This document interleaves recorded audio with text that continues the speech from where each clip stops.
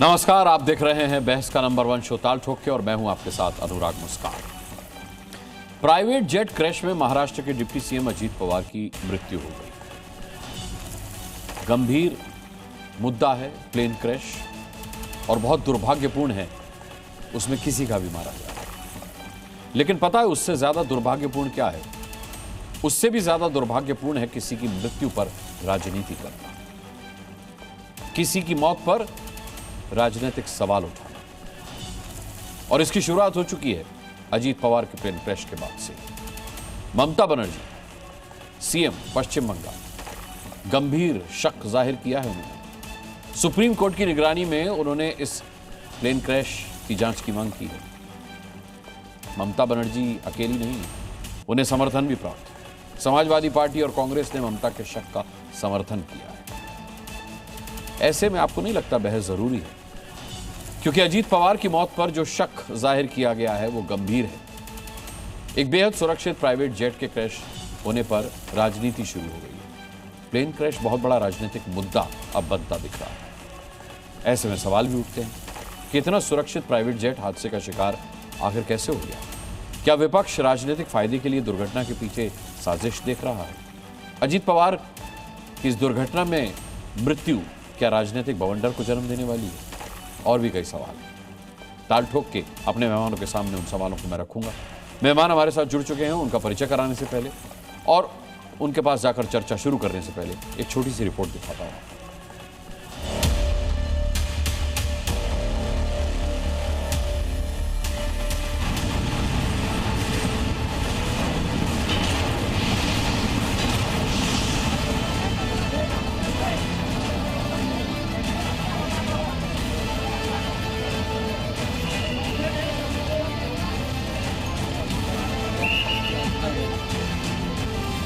Ajit Pawar is willing to leave the BJP.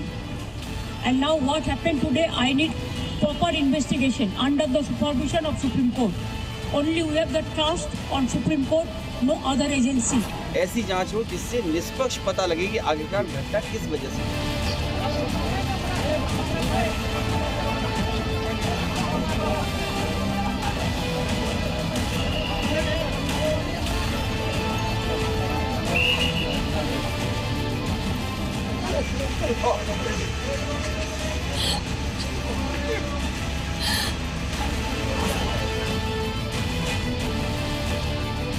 लेकिन ये हादसा हुआ क्यों, इसकी पूरी जांच करना चाहिए।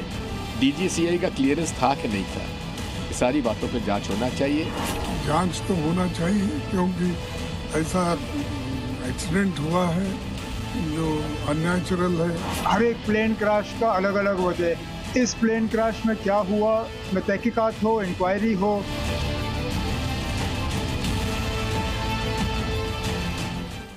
मेहमानों का मैं परिचय कराकर सीधे चर्चा शुरू करता हूं। हमारे साथ सुशील व्यास आज की चर्चा में मौजूद रहेंगे, जो कि शिवसेना शिंदे गुट से प्रवक्ता हैं। एमएम पांडे हमारे साथ होंगे, जो कि अजीत पवार की एनसीपी से प्रवक्ता हैं। इसके अलावा जेडीयू के प्रवक्ता राजीव रंजन हमारे साथ मौजूद हैं। वरिष्ठ पत्रकार अनंत विजय आज की डिबेट में रहेंगे। टीएमसी की नेता सोफिया खान हमारे साथ जुड़ चुकी हैं आज की डिबेट के लिए। प्रवीण कुंटे हमारे साथ रहेंगे, एनसीपी शरद गुट से प्रवक्ता। इसके अलावा समाजवादी पार्टी के प्रवक्ता अनुराग भदौरिया आज की डिबेट में हमारे साथ रहेंगे। इंतखाब फारूकी हमारे साथ हैं, प्रवक्ता हैं शिवसेना यूबीटी से, वो हमारे साथ रहेंगे। और vice air marshal OP Tiwari aviation expert के तौर पर यहाँ स्टूडियो में मेरे साथ मौजूद हैं। इसके अलावा कांग्रेस के प्रवक्ता विवेक कोरडे यहाँ पर हमारे साथ मौजूद हैं। अब बड़े आश्चर्य की बात है कि भारतीय जनता पार्टी से आज हमारे साथ कोई प्रवक्ता नहीं है। शाम 4 बजे तक भारतीय जनता पार्टी ये कहती रही कि वो प्रवक्ता इस मुद्दे पर मुहैया कराएगी, लेकिन बाद में ये कहा गया कि किसी राजनीतिक मुद्दे पर अगर डिबेट होती तो हम प्रवक्ता देते। अब सवाल ये है कि क्या अजीत पवार राजनीतिक व्यक्तित्व नहीं थे? क्या उनका चले जाना राजनीतिक क्षति नहीं है? क्या प्लेन क्रैश पर इस मुद्दे पर डिबेट करना राजनीतिक डिबेट नहीं है? इस पर राजनीतिक पलटवार हो रहे हैं, वार पलटवार हो रहे हैं, इसका जवाब कौन देगा? खैर, अब जो मेहमान हैं उन्हीं के साथ मैं इस चर्चा को शुरू करता हूं और सबसे पहले सोफिया खान का मैं रुख करूंगा। लेकिन उससे पहले आपको एक बड़ी खबर दे दूं। महाराष्ट्र के सीएम देवेंद्र फडणवीस ने अजीत पवार की धर्मपत्नी से मुलाकात की है। अजीत पवार की धर्मपत्नी से देवेंद्र फडणवीस मिले हैं। एकनाथ शिंदे भी देवेंद्र फडणवीस के साथ मौजूद रहे सांत्वना देने के लिए। शोक संवेदनाएं प्रकट करने के लिए सीएम अजीत पवार की धर्मपत्नी से मिलने के लिए पहुंचे। ये उस वक्त की तस्वीरें आप देख रहे हैं। चलिए अब डिबेट की शुरुआत करते हैं सोफिया खान से। सोफिया खान, बड़ा दुर्भाग्यपूर्ण है, मैंने शुरू में भी कहा था कि ये किसी प्लेन क्रैश से भी ज्यादा दुर्भाग्यपूर्ण है जब आप उस पर राजनीति करने लगते हैं। ये क्या मौका चुना है सीएम ममता बनर्जी ने कि मैंने सुना है कि वो बीजेपी छोड़ने का मन बना रहे थे और ऐसे मौके पर उनका प्लेन क्रैश होने को गंभीरता से लिया जाना चाहिए। ठीक है, जांच होगी, जांच का विषय भी है, पर उसे राजनीतिक जामा पहनाना, उसे राजनीतिक चश्मे से देखना, उसे राजनीतिक रूप देना, ये कहां तक सही है?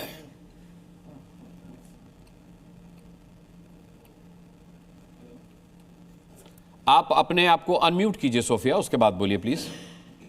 जी, सबसे पहले तो संवेदना है हमारी उनके परिवार के साथ और श्रद्धांजलि देना चाहूंगी। बहुत ही दुखद ये समाचार है, बहुत ही दुखद खबर है जो आज आई है और मुझे लगता है सारा जो देश है वो शोकग्रस्त है।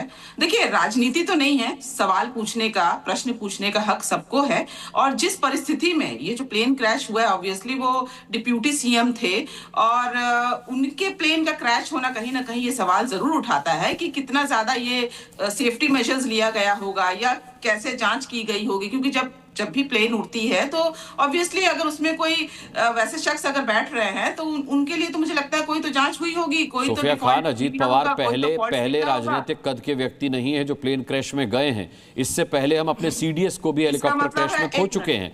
मैं कह रहा हूं कि पूरे सिक्योरिटी मेजर्स लिए जाते हैं, लेकिन अगर तकनीकी खामी की वजह से कोई हादसा होता है और जांच इस विषय की होगी, जांच से पहले उस पर सवाल उठा देना, ये कितना सही? सवाल पूछना मुझे नहीं लगता कि किसी भी तरीके से, ये तो इनफैक्ट मुझे लगता है कि जागरूक नागरिक, हर एक नागरिक को सवाल पूछना चाहिए और जवाब सत्तेदारी जो है उनको देना भी चाहिए। इससे तो भागना नहीं है ना। ये सवाल जब तक नहीं उठेंगे जवाब कहां से आएंगे? क्योंकि देखिए, अगर उनके साथ हो सकता है, हो भी सकता है, नहीं भी हो सकता है, ये हो सकता है कि एक नॉर्मल दुर्घटना ही हो। आशा करती हूँ कि ये नॉर्मल दुर्घटना ही होगी, क्योंकि हम कभी भी नहीं चाहेंगे कभी भी हमारे देश में इस तरीके से लोगों के साथ हो। अभी देखिए ना, 1 साल पहले की बात है कि किस तरीके से एयर इंडिया क्रैश हुआ। देखिए, जब देश में लोग अकाउंटेबल नहीं होते, जब लोग जवाब देना नहीं चाहते, सत्ताधारी जवाब नहीं देना चाहते, मीडिया सवाल नहीं पूछना चाहती, तो ऐसे में आम लोगों का या जो अन्य लोग हैं जो इसके बारे में नहीं जानते, उनका सवाल तो उठता है ना। तो आम लोग अगर सवाल पूछते हैं तो उसके लिए अगर ममता बनर्जी ने उनके सवालों को, आम लोगों के सवालों को अगर देश के सामने रखा कि जांच तो होनी चाहिए और बिल्कुल सुप्रीम कोर्ट के सुपरविजन में होने चाहिए ताकि देश के सामने स्पष्ट हो, क्योंकि अगर उनके साथ हो सकता है तो किसी के साथ भी हो सकता है। अगर इसमें कोई भी मिलावट है, अगर इसमें कोई भी कॉन्स्पिरेसी अगर मगर यदि किंतु परंतु सारी पश्चिम बंगाल की राजनीति इसी अगर मगर पर आकर खत्म हो जाती है। लेकिन आपका सवाल जायज है, मैं पूछ लेता हूं। सुशील व्यास हमारे साथ शिवसेना से हैं, शिंदे से। सुशील व्यास जी, अब सवाल यह है कि कहा यह जा रहा है कि जांच निष्पक्ष होनी चाहिए, सुप्रीम कोर्ट की निगरानी में होनी चाहिए, क्योंकि शक जाहिर किया है ममता दीदी ने कि कहीं ये सबोटाज तो नहीं है, कहीं ये साजिश तो नहीं है, क्योंकि अजीत पवार जो है भारतीय जनता पार्टी से अलग होने का मन बना रहे थे।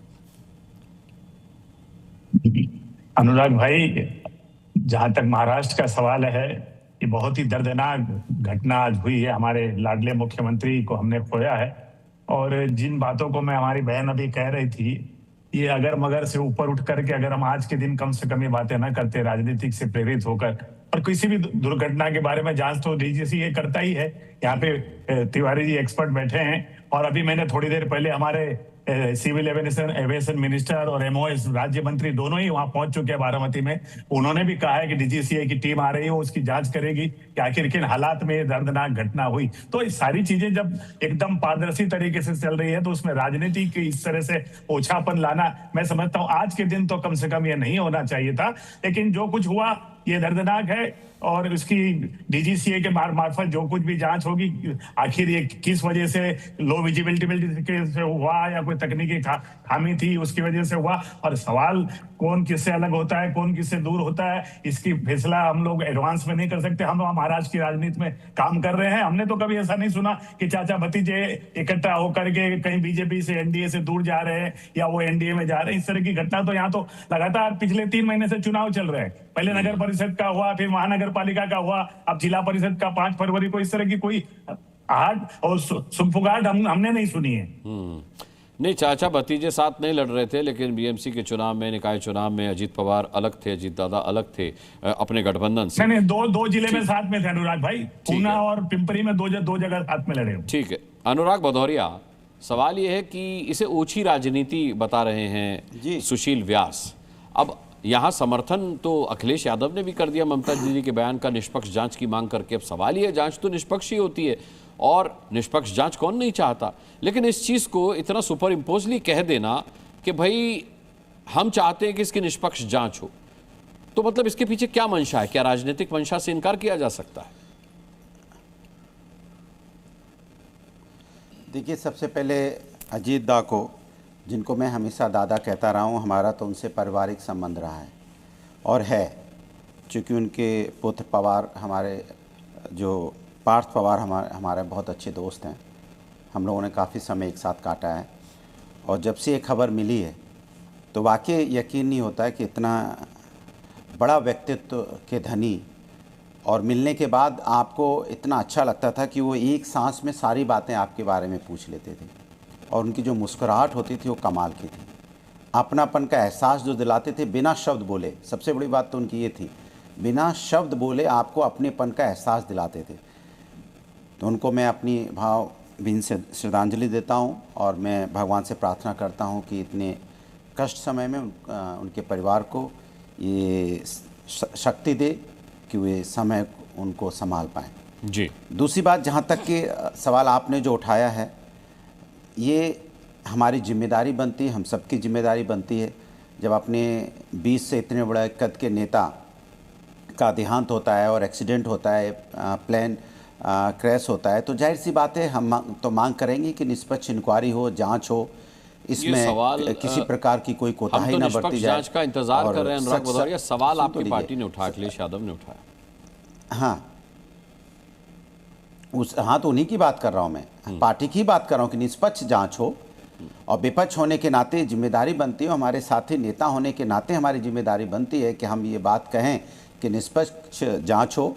और मुझे लगता है इसमें किसी को बुरा भी नहीं लगना चाहिए, क्योंकि सभी निष्पक्ष जांच चाहेंगे, क्योंकि कैसे उसमें तकनीकी कमी आई या क्या बात हुई, कैसे ये इतना बड़ा हादसा हो गया, तो ये जांच का विषय है और जांच होनी चाहिए। तो इसलिए कहा निष्पक्ष जांच होनी चाहिए, जिससे कि कम से कम पता चले कि आखिर क्या हुआ था। और ये सभी के मन में यही बात होगी, हमारे मन में नहीं, पूरे देशवासियों के मन में, और जो उनके समर्थक रहे हैं, जो उनके शुभचिंतक हैं, सबके मन में रहेगा कि भाई निष्पक्ष जांच होनी चाहिए और सबके सामने आनी चाहिए, और जल्दी से जल्दी हो, ये भी एक शब्द उसमें ऐड होना चाहिए, जल्दी से जल्दी हो और सबके सामने सच आना चाहिए कि आखिर क्या वजह हुई, कैसे हो गया, क्या तकनीकी खराबी हो गई, किस तरह से चूक हो गई, कहाँ चूक हुई, कहाँ चूक नहीं हुई, कैसे इंजन में कोई खराबी आ गई या कोई तकनीकी प्रॉब्लम आ गई। तो ये बात जनता को पता चलनी चाहिए, बस इतनी सी बात है। मुझे लगता है इसमें राजनीति की जरूरत नहीं है, इसमें कोई राजनीति नहीं कर रहा है। ये जिसको दर्द होता है, जिसको तकलीफ होती है, वो ये बात जरूर कहेगा।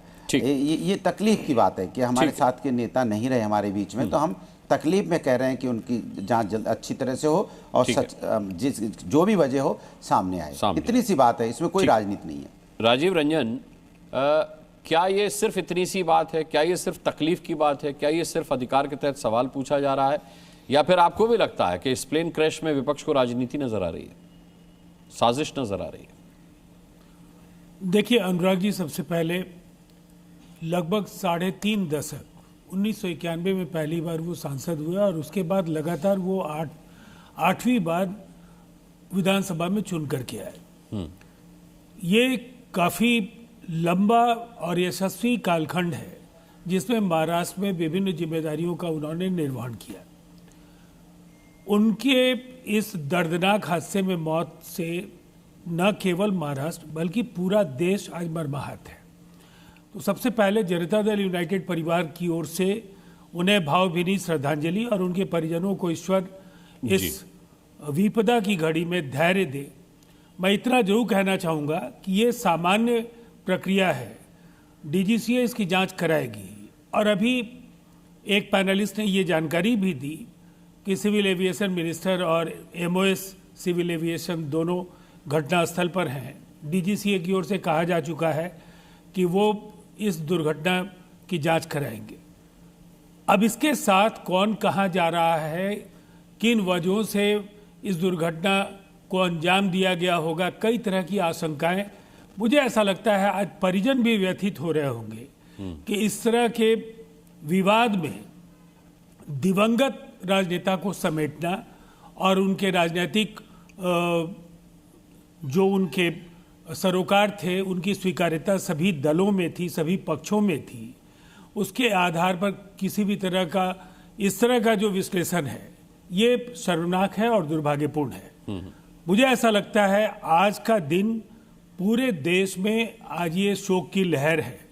लोग अपने दिवंगत नेता को श्रद्धांजलि दे रहे हैं और आज के दिन कम से कम ऐसी बातों की गुंजाइश नहीं होनी चाहिए। प्रवीण कुंते हमारे साथ हैं। प्रवीण जी, कितना दुर्भाग्यपूर्ण आप इसे मानते हैं जिस तरीके से ममता बनर्जी ने इस पूरे मामले को राजनीतिक मोड़ दिया है कि भाई मैंने सुना है कि चाचा और भतीजे यानी कि शरद पवार और अजीत पवार एक होने वाले थे, मिलने वाले थे और अजीत पवार भारतीय जनता पार्टी का, एनडीए का साथ छोड़ने का मन बना चुके थे। ऐसे सिनारियों में, ऐसे परिदृश्य में इस प्लेन क्रैश की बाकायदा बहुत सघन जांच होनी चाहिए। क्या कहना चाह रही हैं वो? देखिए, जहां तक राष्ट्रवादी कांग्रेस का सवाल है, आज के जो दुर्भाग्यपूर्ण घटना जो घटी है माननीय अजीत दादा के एक्सीडेंट की, ये निश्चित रूप से राष्ट्रवादी कांग्रेस के परिवार के लिए बहुत ही दुखद घटना है। भले ही हम लोग अजीत दादा की पार्टी हो या हमारी पवार साहब की पार्टी हो, भले हम राजनीतिक दल के रूप में अलग रहे हो, लेकिन पारिवारिक रूप से हम लोग हमेशा एक रहे। हमें पवार साहब ने हमेशा अजीत दादा के ऊपर अपने बेटे से बेहतर ज्यादा प्यार किया है। हर बाप की, हर पिता की अपेक्षा रहती है कि मेरे अंतिम यात्रा मेरे बेटे के कंधे पर जाए, और उसी पिता पर एक दुर्भाग्यपूर्ण घटना ऐसी जिम्मेदार आए कि अपने बेटे के कंधे पर जाने की जिम्मेदार अगर उनके कंधे पर जाए, इस तरह का अगर दुर्भाग्यपूर्ण घटना घटती है, किसी भी परिवार के लिए, किसी भी पिता के लिए, किसी भी चाचा के लिए बहुत दुर्भाग्यपूर्ण घटना है। लेकिन अगर उस पर राजनीति हो रही है, वो कितना दुर्भाग्यपूर्ण है, उस पर ये सवाल उठाया जाना। मैं फिर उसी बात पर जो भी घटना घटी, हम लोग राष्ट्रवादी कांग्रेस के परिवार के लिए बहुत ही दुखद घटना है। जहां तक राजनीति की घटना है, मैं ममता दीदी के बयान के बारे में बहुत कुछ अभी जानता नहीं हूं, लेकिन एक बात सही है कि अजीत दादा के प्लेन क्रैश की खबर आने के बाद में महाराष्ट्र के तमाम विभिन्न दलों के कार्यकर्ताओं के, खास तौर पर हमारे पार्टी कैडर के अनेक लोगों के, हम लोगों को फोन लगातार संदेश आ रहा है कि कहीं न कहीं उन्हें ऐसा लगता है कि इसके पीछे कोई साजिश तो नहीं है। तो अगर कार्यकर्ताओं को और महाराष्ट्र की जनता को अगर लगता है कि इसके पीछे साजिश होने की अगर संभावना अगर किसी को नजर आती है, तो उसमें इन्वेस्टिगेशन अगर कोई करना चाहता है तो उसमें किसको आपत्ति नहीं होनी चाहिए। इस बात पर मुझे अपना बयान देना है। मतलब आप भी ये चाहते हैं कि डायरेक्ट सुप्रीम कोर्ट के अंडर में कोई एजेंसी इसका पूरे मामले की जांच करे, उससे नीचे कुछ नहीं चलेगा? अगर जनमानस चाहता, अगर महाराष्ट्र की जनता को इसमें कोई आशंका अगर नजर आती है, तो इसमें इन्वेस्टिगेशन करना कोई बुराई नहीं, ऐसा मुझे कहना है। एमएम पांडे भी हमारे साथ हैं, एनसीपी अजीत दादा के गुट से, लेकिन अभी कुछ तकनीकी खामी की वजह से वो हमारे साथ नहीं जुड़े हैं, उनकी आवाज़ हम तक नहीं पहुंच रही है। इंतखाब फारूकी साहब मेरे साथ हैं शिवसेना यूबीटी से। इंतखाब फारूकी साहब, जांच होनी चाहिए, निष्पक्ष जांच होनी चाहिए और ये दोनों ही काम होंगे भी, ऐसी उम्मीद जाहिर की जाती है। लेकिन क्या आप मानते हैं कि राजनीतिक परिदृश्य को बैकग्राउंड में लेकर के अगर जांच की बात की जाती है तो वो विशुद्ध रूप से राजनीति है? अनुराग भाई, सबसे पहले तो जब से सुबह से ये न्यूज़ हमें मिली है और हमने ये आज जो दिन भर देखा कि हमारे महाराष्ट्र के उप मुख्यमंत्री श्री अजीत दादा पवार का प्लेन क्रैश में निधन हुआ, तब से बहुत ही पूरे महाराष्ट्र में एक बहुत ही दुखद माहौल बना हुआ है। सारे लोग बहुत दुख में हैं और हम ईश्वर से प्रार्थना करते कि उनकी आत्मा को शांति मिले। हम और जो काम उन्होंने किया है, सारे लोगों को साथ लेकर चलना। आज जैसे आपने देखा होगा कि जिस तरीके सारे कार्यकर्ता फूट फूट कर रो रहे थे कि उन्होंने लोगों को जोड़ना सीखा था और जिस तरीके से अपने लोगों के लिए वो काम करते थे सबके लिए, और जब भी वो मिलते, उनसे मुलाकात होती, जब कभी हमने उन्हें देखा, हमेशा डेवलपमेंट, उस गांव में पानी लाना है, हमेशा इस तरीके की बातें का उस क्षेत्र में एक स्कूल खोलना है अच्छी गरीब बच्चों के लिए, तो इसी तरीके की बातें करते थे, डेवलपमेंट की बातें करते थे। आज महाराष्ट्र ने एक बहुत बड़ा नेता खोया है, हम सबको बहुत दुख है इस बात का। और बिल्कुल वो इतने बड़े नेता है, महाराष्ट्र के उप मुख्यमंत्री थे, तो हम यही चाहते हैं कि बिल्कुल इसमें जो तहे तक जाकर इसमें जो कार्रवाई होना चाहिए वो होनी चाहिए। क्योंकि जब एक सीएम जब जाते हैं, महाराष्ट्र के उप मुख्यमंत्री जब जा रहे हैं, तो उसकी सारी चीज़ें, प्लेन को चेक करना, हर चीज़ को उसके चेक करना, टेक्नीशियन वगैरह सारी चीज़ें, तो जो भी अभी इसमें इश्यूज़ आया है इसकी तह तक जाकर इसकी डिटेल बाहर आनी चाहिए। क्योंकि इतना बड़ा नेता हमने खोया है, और तो बिल्कुल इसमें जांच होनी चाहिए जी, ये हम चाहते हैं। और हम सारे शरद पवार जी को और पूरे परिवार के पवार परिवार को हम ईश्वर से ये प्रार्थना करते, अल्लाह से ये प्रार्थना करते कि उनको सहन करने की शक्ति मिले। अनंत विजय, अब कुल मिलाकर के आपने देखा कि जनता का सवाल कहकर और अपना सवाल कहकर इस पूरे हादसे को संदिग्ध दृष्टिकोण से देखा जा रहा है, संदिग्ध दृष्टि से देखा जा रहा है। अब इसको क्या साजिश का नाम दिया जाए, क्या इसे राजनीति का नाम दिया जाए, या ये कहा जाए कि नहीं, ये सवाल उठाया जाना चाहिए कि निष्पक्ष जांच हो, सुप्रीम कोर्ट की निगरानी में हो, और ये देखा जाए कि कहीं इसमें कोई सबोटाज तो नहीं था, किसी तरह का कोई षड्यंत्र तो नहीं था? देखिए अनुराग जी, जांच तो होती है। अभी एयरक्राफ्ट एक्सीडेंट इन्वेस्टिगेशन ब्यूरो एक होता है, वो जांच करेगा, AAIB उसको बोलते हैं। वो पहले पहुंच गए हैं घटना स्थल पर और वो उसकी जांच करेंगे। ब्लैक बॉक्स से मिलने वाले संदेशों की जांच होगी। इस बात को परखा जाएगा कि पायलट ने मेडे कॉल कितने बजे दी थी, क्या हुआ था। तो इन सारी चीजों के पहले ममता बनर्जी ने बहुत गलत टाइमिंग पर अपना बयान दिया। मैं जांच की बात से इनकार नहीं करता हूं, मैं कहता हूं जांच तो होगी। ममता बनर्जी कहे ना कहे, अगर भारत में कोई विमान दुर्घटनाग्रस्त होता है तो उसकी जांच होती है। लेकिन सुप्रीम कोर्ट की निगरानी में बाकी सारे एजेंसी को दरकिनार करते हुए सुप्रीम कोर्ट की निगरानी में हो। और उससे भी खतरनाक बात एक ममता बनर्जी ने कही कि वो बीजेपी का साथ छोड़ना चाहते थे, उसके बाद ये दुर्घटना हुई है। ये ज्यादा खतरनाक बात ममता बनर्जी ने, एक राजनीतिक जिसको कहते हैं जुवेनाइल स्टेटमेंट दिया है ममता बनर्जी से। मुझे लगता है कि वो कहीं ना कहीं से उनकी जो SIR को लेकर कुंठा है या भारतीय जनता पार्टी पर उनकी बयानबाजी है, उनको कहीं ना कहीं से भारतीय जनता पार्टी पर प्रहार करना है। और आज उसने अजीत दादा के इस दुखद निधन के मौके पर सुबह सुबह ही गलत टाइमिंग पर यह बयान दे दिया। मुझे लगता है कि ममता बनर्जी को इस बयान से बचना चाहिए था, और कांग्रेस और समाजवादी पार्टी भी परोक्ष रूप से उनका समर्थन कर रहे हैं। ये कल से कर लेते जांच की मांग, अभी तो चिता की आग भी ठंडी नहीं हुई, अभी तो चिता पर पहुंचे भी नहीं है। दिवंगत आत्मा की शांति के लिए अभी पूरे देश में देखिए बारामती में क्या हाल है। तो ये बहुत ही असंवेदनशील और कुंठित मानसिकता से उपजा हुआ बयान है, मैं ये कहना चाहता हूँ। ठीक है, MM पांडे साहब जुड़ गए NCP अजीत गुट से हमारे साथ। MM पांडे साहब, ये ममता बनर्जी के बयान पर हम चर्चा कर रहे हैं और इस लिहाज से भी चर्चा कर रहे हैं कि संवेदनाएं व्यक्त करते हुए जिस तरीके से राजनीतिक हमलावर रुख अख्तियार किया जा रहा है, आप उस पर क्या प्रतिक्रिया देंगे? मैं जानता हूं कि आप बहुत भावुक हैं, बहुत भारी मन से आप आज की डिबेट में शामिल हुए हैं, लेकिन क्या ऐसे मौके पर राजनीति करना कि भाई वो बीजेपी छोड़कर जाना चाहते थे, इस मौके पर ये दुर्घटना हुई है, इसकी सुप्रीम कोर्ट की निगरानी में जांच होनी चाहिए, ये आपको कितना सही लगता है वक्तव्य? देखिए, सबसे पहले तो हमने एक राजनेता खोया है, अपना अभिभावक खोया है, और महाराष्ट्र के लोगों ने एक जननायक खोया है। और ऐसे परिस्थितियों में जब हम दुख में हैं, जब हमारे ऊपर दुख का पहाड़ टूटा हुआ है, जब हम काफी विचलित हैं, ऐसे में किसी भी तरह का बयानबाजी सोच समझ करके करना चाहिए। मैं भी चाहता हूं, और ये एक साधारण प्रक्रिया है, जिस जहाज से दादा जा रहे थे, दुर्घटनाग्रस्त हुआ है, उसकी जांच होगी, उसकी जांच होनी चाहिए। लेकिन आज जिस तरह से सुबह से ही माहौल बनाया जा रहा है, मुझे लगता है बड़ा दुर्भाग्यपूर्ण है। सबसे पहले तो हमें भगवान से प्रार्थना करना चाहिए, राष्ट्रवादी परिवार पर जो संकट आया है उससे निपटने के लिए हमें शक्ति प्रदान करें, परिवार को शक्ति प्रदान करें, पूरे देश को शक्ति प्रदान करें। अजीत दादा राजनीति में अतीत से वर्तमान को जोड़ने वाले एक कड़ी थे। नौजवानों के चहेता थे और महाराष्ट्र के लिए और बारामती के लिए तो वो राजा थे जी। पूरे देश में उनकी एक अपनी पहचान थी। ऐसे में हमें किसी भी टीका टिप्पणी करने से बचना चाहिए।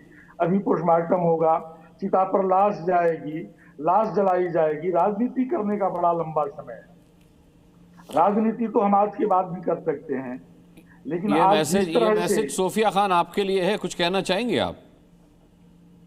अनुराग जी, मैं काफी देर से सुन रही से लोग जो है इसके पक्ष में है कि जांच होनी चाहिए, और जांच की मांग मुझे नहीं लगता किसी भी तरीके से ये असंवैधानिक है। मुद्दा जांच की मांग नहीं है सोफिया, आप बहुत खूबी से मामले को घुमा रही हैं। मामला ये है कि वो बीजेपी छोड़ना चाहते थे और इस मौके पर ये प्लेन क्रैश हुआ है। ये जो संभावना, ये जो आशंका जाहिर की गई है, राजनीति तो ये है। जांच की मांग राजनीति नहीं है। जांच की मांग तो मैं भी कर रहा हूँ, निष्पक्ष जांच की मांग मैं भी कर रहा हूँ। जिस देश में गंदा पानी पिलाकर लोगों को मार दिया जाता है और कोई अकाउंटेबल नहीं होता, किसी की जवाबदेही नहीं होती, जिस देश में पुल गिर जाते हैं, जिस देश में एयर इंडिया क्रैश हो जाता है, 100-200 से ज्यादा लोग मर जाते हैं, जिस देश में दिल्ली ब्लास्ट हो जाता है, पहलगाम में नाम पूछकर मार दिया जाता है, वहां बड़ी निर्मम तरीके की राजनीति कर रहे हैं आप सोफिया खान, बड़ी निर्मम तरीके की राजनीति कर रही हैं, संवेदनहीन राजनीति कर रही हैं आप। मुझे अफसोस के साथ कहना पड़ता है कि आपने बहुत गलत मौका चुना है, बहुत गलत मौका चुना है सोफिया खान। नहीं, बिल्कुल आप नहीं, आप लोग तो ये दोष लगा रहे हैं ना। अगर और आदेश में गलत बोल भी गई, इन्होंने खुद ही कह दिया कि पहलगाम में नाम पूछ के हत्या की गई थी, इनकी पार्टी इनसे जवाब मांग लेगी। जो काम मीडिया को करना चाहिए वो आज विपक्ष के लोग कर रहे हैं, ये बहुत ही नहीं छोड़ दीजिए, मत कीजिए, आप अपना काम कीजिए। सत्ता से बाहर बैठे अपना काम कीजिए, सत्ता में आने के लिए काम कीजिए। मीडिया का काम आप मत कीजिए, आपसे नहीं हो पाएगा, आपसे नहीं हो पाएगा। उसमें जिम्मेदार लोगों की जरूरत होती है। मीडिया की भूमिका निभाने के लिए जिम्मेदार लोगों की जरूरत होती है, लुढ़कने लोटे और बैंगनों की जरूरत नहीं होती। आप अपना काम कीजिए। आप विपक्ष की तरफदारी कर रही हैं, विपक्ष को अपना काम करने दीजिए, मीडिया की भूमिका में मत आइए। लेके जाएंगे ताकि भविष्य में किसी भी लीडर के साथ, किसी भी नेता के साथ या आम इंसान के साथ ऐसी घटना ना हो। यही हमारा लुकआउट है। पश्चिम बंगाल में तो कोई घटना नहीं होती होगी, जहां अराजकता का माहौल है। पश्चिम बंगाल में तो कोई घटना नहीं होती है। उसे आप राजनीति कहती हैं, उसे आप दीदी की मोहम्मता कहते हैं। मोहम्मता ठीक है, चलिए।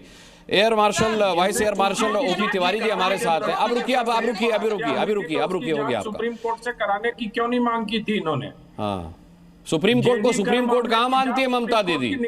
सुप्रीम कोर्ट को सुप्रीम कोर्ट कहाँ मानती है? ममता दीदी तो खुद सुप्रीम कोर्ट हैं। दिग्गज लीडरों का यही तो पहचान है ना, वो तो डरती नहीं है ना, वो तो सवाल पूछती हैं। शायद बड़े गलत मौके पर हंसी आ रही है मुझे। आज अजीत पवार प्लेन क्रैश में इस दुनिया से गए हैं और देखिए टीएमसी को यही मौका मिला है। टीएमसी अपनी पूरी राजनीति, पश्चिम बंगाल का पूरा चुनाव अजीत पवार के इस प्लेन क्रैश से जीत लेना चाहती है। चलिए, air vice marshal OP Tiwari हमारे साथ हैं। सोफिया खान अपनी बारी पे बोलिएगा, बाकी लोग भी उन्हें बोलने दीजिए। ये डिबेट पश्चिम बंगाल के मुद्दे पर नहीं है कि जिस पे आप बोलती रहें। ठीक है, बहुत बहुत धन्यवाद। अभी आपका मैं आऊंगा आपके पास। ओपी तिवारी जी, सबुटाज से जोड़ करके देखा जा रहा है, संभावना से इनकार मैं भी नहीं कर रहा उस चीज की, लेकिन मौका होता है, दस्तूर होता है, एक बात को रखने का तरीका होता है, सलीका होता है। सिर्फ ये नहीं होता कि हम अपने राजनीतिक पत्ते खेलने शुरू कर दें। आप एक्सपर्ट हैं, एविएशन एक्सपर्ट हैं सर, इतना विश्वसनीय प्राइवेट जेट कैसे 2 बार लैंड करने की उसको कोशिश की कि उसके बावजूद भी नहीं हुआ? क्या लगता है आपको, बीइंग एविएशन एक्सपर्ट, कि क्या हुआ होगा? क्या संभावना और क्या आशंका आप जाहिर करते हैं? देखिए, इसको 2 पॉइंट ऑफ व्यू से मैं कवर करना चाहूँगा। पहले एयरक्राफ्ट पॉइंट ऑफ व्यू से, ये जो लियर जेट 45 है, ये बॉम्बार्डियर कंपनी कनाडा की ये बनाई हुई है। 95 में इनका पहला एयरक्राफ्ट आया था। पहला मेजर इंसिडेंट और एक्सीडेंट 98 में हुआ था। तब से अभी तक 60 हो चुके हैं, लेकिन इनकी फ्रीक्वेंसी जो है 2021 से अभी तक ज़्यादा बढ़ी है। सारे एक्सीडेंट नहीं हुए, मैं मेजर इंसिडेंट्स की बात कर रहा हूँ। तो इस पॉइंट ऑफ व्यू से देखा जाए तो हो सकता है कि इसमें कोई कमियां हो। प्लस इसका ये एडवांटेज, ये रेफरेंस है कि ये जहाज़ जो है प्राइवेट जेट यूज होते हैं या चार्टर में यूज होता है। तो प्राइवेट जेट में जो यूज होते हैं तो अपने लिए यूज करते हैं, तो उसकी मेंटेनेंस प्रैक्टिस है बहुत स्ट्रिक्ट एंड एडियर किया जाता है प्रॉपर्ली के लिए। लेकिन जो भी कंपनी चार्टर के लिए यूज करती है उसका मेन मकसद होता है पैसा बनाना। मैं ये नहीं कहना चाहता हूँ कि मेंटेनेंस प्रैक्टिस में कोई शॉर्टकट लिया गया है, लेकिन इसकी प्रॉबिलिटी से मैं नकार नहीं सकता, बिकॉज पिछले साल भी बॉम्बे में एक्सीडेंट हुआ था। दूसरी बात, नाव में अब आ रहा हूँ एयरक्राफ्ट ऑपरेशन के बाद। वहाँ डंबल जो है, रनवे जो है 1129 है बारामती में। बारामती में कोई एयरफील्ड नहीं है, मतलब सॉरी एयरफील्ड है, कोई ATC नहीं है, कोई लैंडिंग फैसिलिटीज़ नहीं है।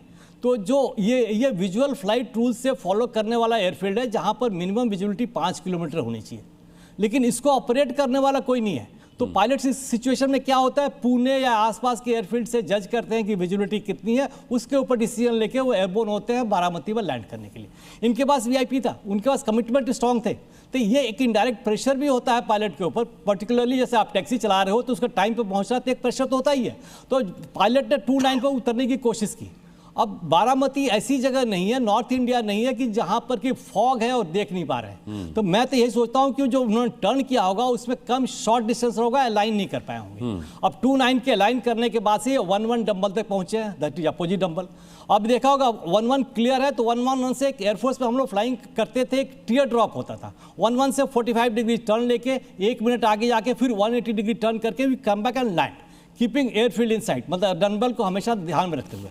अब इस टर्न में कोई ऐसा मैन्यूवर नहीं है कि हो सकता है। अब ऐसा कोई इंजन फेलियर भी नहीं होगा। इंजन फेलियर भी अगर होगा तो एक इंजन तो उनके पास है ही है करने के लिए, लेकिन जिस तरीके से वो जो टीयर ड्रॉप में गया हुआ है उसके बाद ये ग्राउंड पे गया हुआ है, ये क्या मकसद है? मैं तो ये करता हूं कि इसमें कोई टेक्निकल फेलियर आवश्यक है। बिकॉज देखिए, जब एयर इंडिया क्रैश हुआ था तभी भी वहां की जो अमेरिकन कंपनी थी उसने कबाड़ डालने की कोशिश की और पायलट एरर की तरफ डाइवर्ट करने की कोशिश की बार बार। इस वाले एक्सीडेंट में भी मैं ये नहीं कहना चाहूंगा कि ये पायलट, बिकॉज पायलट्स इतने एक्सपीरियंस है और कोई पायलट जानबूझ के फ्लोन इनटू द ग्राउंड नहीं जाएगा, कितना प्रेशर होगा। तो हो सकता है उस मैन्यूवर में पर्टिकुलरली कोई आशंका है सबोटाज का। तो भाई ऑल ओवर द वर्ल्ड अगर सारे इंसिडेंट दिखा जाए, 1945 में जो सुभाष चंद्र बोस का हुआ था, तो इसको तो कहना मुश्किल है। As technical expert I can not make any comment, but इस सब की संभावनाएं अवश्य है। विश्व में जितने एक्सीडेंट हुए हैं, सब में कहीं नहीं कहीं हुआ है। ठीक है, कि पॉसिबल है। ठीक है, विवेक कर दे हमारे साथ कांग्रेस स्पोक्स पर्सन है, विवेक जी का मैं रुख करूंगा। विवेक, आपने और समाजवादी पार्टी ने ममता बनर्जी की जांच की मांग को समर्थन तो दिया है, लेकिन आप तो बेहतर जानते हैं कि ममता दीदी के खिलाफ जब सुप्रीम कोर्ट से कोई टिप्पणी आती है तो ममता दीदी सुप्रीम कोर्ट को ही खारिज कर देती हैं। अब वो सुप्रीम कोर्ट की निगरानी में जांच की मांग कर रही हैं। मतलब ये डबल स्टैंडर्ड्स मैंने सिर्फ ममता बनर्जी के अंदर ही देखे और पश्चिम बंगाल की राजनीति में ही देखे हैं, और आपने समर्थन कर दिया उनकी मांग का।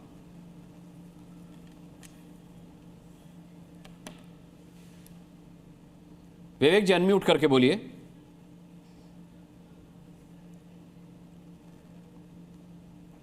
जी, हमने ममता दीदी की मांग का समर्थन नहीं किया है, हमने स्वतंत्र रूप से मांग की।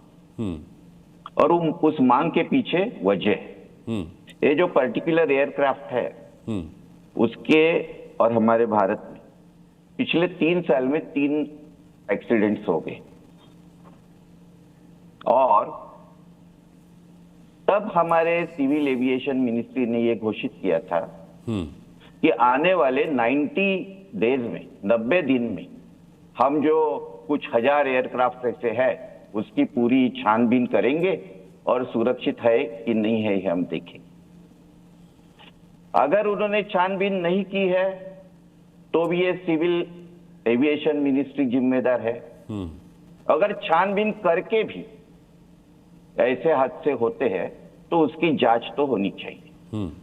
अब बात रही इस पर राजनीति कर। राजनीति कुछ भी नहीं है। देखिए, कोई भी हादसा होता है तो उसकी जिम्मेदारी किसी न किसी ने लेनी चाहिए। ठीक बात। पिछले 8-10 साल में इतने हादसे हुए, किसी ने भी जिम्मेदारी नहीं ली। तो ये जिम्मेदारी तय करने के लिए भी इसकी इंक्वायरी जरूरी। चौथी बात कुंटे साहब ने कही यहां, उससे मैं पूरी रूप से सहमत हूं। महाराष्ट्र में सोशल मीडिया पे, व्हाट्सएप ग्रुप पे जो पॉलिटिकल सिचुएशन पिछले 1 महीने में महाराष्ट्र में हुई, उसकी वजह से लोगों के मन में शक है कि क्या अजीत पवार जी के साथ ये हादसा है या कोई साजिश है। और एक भी किसी के मन में अगर ये शक है तो उसकी पूरी चौकसी होनी चाहिए। अगर उसमें वो हादसा है तो हादसे के लिए जिम्मेदार कौन है ये भी तय होना चाहिए।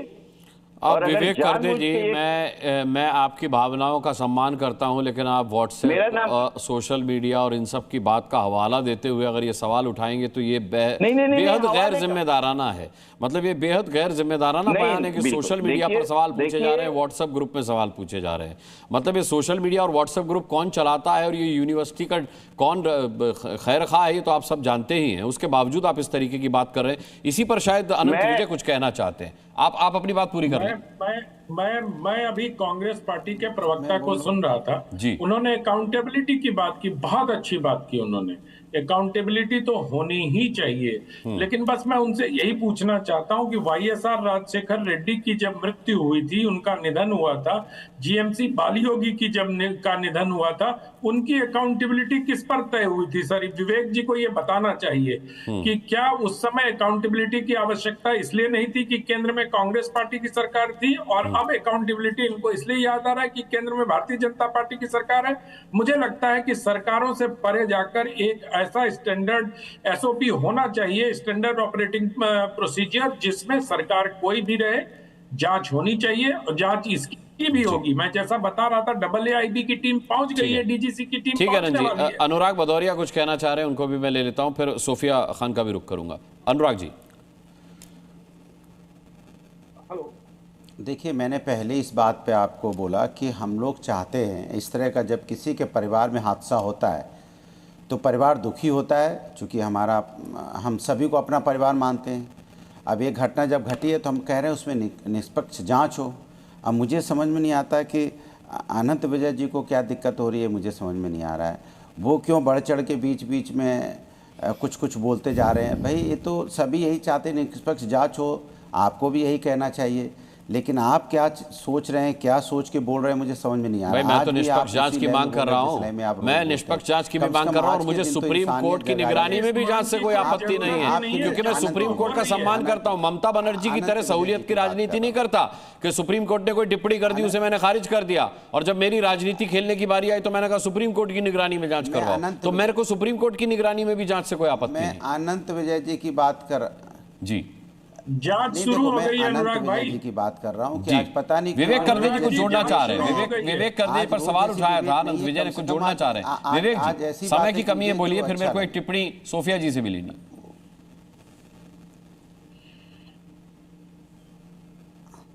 हेलो जी विवेक जी बोलिए। देखिए, आपने कहा कि सोशल मीडिया कौन चलाता है, क्या चलाता है। देखो, ये कौन चलाता है, व्हाट्सएप ग्रुप के कौन रहता है, ये बात नहीं है। बात यह है कि लोगों में जैसे ही ये हादसा हुआ तब से ये चर्चा चली है, इतना ही मैंने कहा। उसका ये सज्जन लोग है, दुर्जन लोग है, पॉलिटिकली मोटिवेटेड है, उसमें मैं नहीं जाना चाहता। दूसरी बात कि भले 10 साल पहले जो कुछ हुआ उसका अगर इंक्वायरी नहीं हुआ है तो इसका मतलब ये है क्या? चलिए, आपने स्वीकार कर लिया कि इंक्वायरी नहीं हुई। कांग्रेस के शासन काल में जिन दुर्घटनाओं का जिक्र किया अनंत विजय ने, उसकी इंक्वायरी नहीं हुई, आपने स्वीकार कर लिया। मैं इसके लिए आपको बधाई देता हूं। और सोफिया खान से हाँ या ना में सिर्फ इतना पूछना चाहूंगा कि सुप्रीम कोर्ट की निगरानी में जांच अगर होती है और उसका जो नतीजा आता है वो ममता दीदी को मंजूर होगा ना, क्योंकि सुप्रीम कोर्ट की इससे पहले कई टिप्पणियां वो खारिज कर चुकी है। हाँ या ना? निष्पक्षता से होनी चाहिए। हाँ, जांच निष्पक्षता से ही सोफिया जी, फिर आपने म्यूट कर लिया अपने आप को। चलिए, जांच शुरू हो गई है भाई। चलिए, वो म्यूट पर बोल रहे हैं, अनम्यूट नहीं किया, लेकिन मेरा समय अब खत्म हो चुका है। किसी भी दुर्घटना पर हम जांच की मांग करते हैं, हमें करनी चाहिए। अगर हम सवाल उठाते हैं उसमें भी कोई गुरेज नहीं, सवाल उठाना चाहिए, लेकिन सवाल उठाने का एक वक्त होता है, मौजू होता है, एक समय होता है। आप जिस तरीके से राजनीति की मंशा से सवाल उठा रहे हैं वो गलत है। किसी भी दुर्घटना को राजनीति में घसीट कर लाना अपने राजनीतिक फायदे के लिए वो गलत है। मैं भी इस घटना की निष्पक्ष जांच की मांग करता हूं, और इसी उम्मीद के साथ कि बहुत जल्द इस दुर्घटना का नतीजा सामने आएगा कि इसके कारण क्या थे। सभी पैनलिस्ट का बहुत बहुत धन्यवाद करना चाहूंगा। आप दर्शकों का भी बहुत बहुत धन्यवाद ताल ठोक के देखने के लिए। कल शाम 5 बजे फिर किसी मुद्दे के साथ ठोकेंगे ताल, पूछेंगे सवाल। तब तक के लिए अपना बहुत बहुत ख्याल रखिएगा। मुझे अभी के लिए इजाजत दीजिए। नमस्कार।